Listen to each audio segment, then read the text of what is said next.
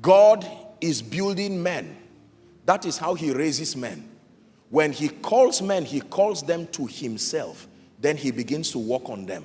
Ladies and gentlemen, let me tell you, one of the major proofs that you love the Lord is to painfully submit to the making process that makes you become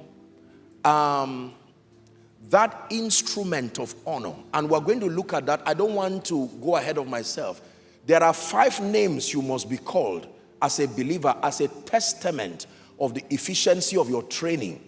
If you really want to serve the purposes of God, you must grow to a point where those names become true in your life. Number 1 is a life-giving spirit.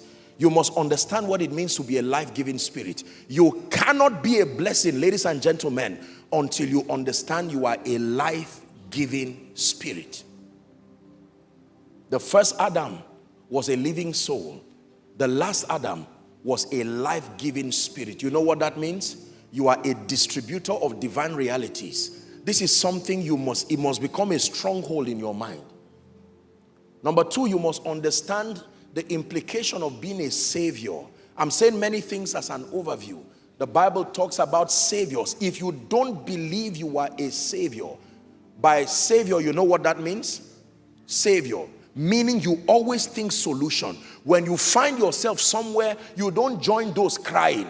You know that the reason why God sent you is because they are crying.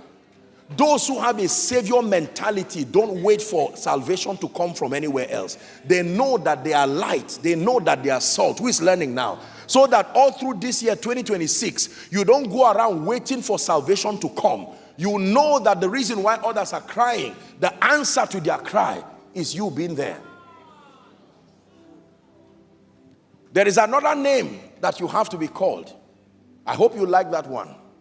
Is the name servant. Now, my time is up. I don't want to play with words, but these are Pentecostal charismatic circles. We have a lot of reconciliation issues to do when it has to do with terminologies.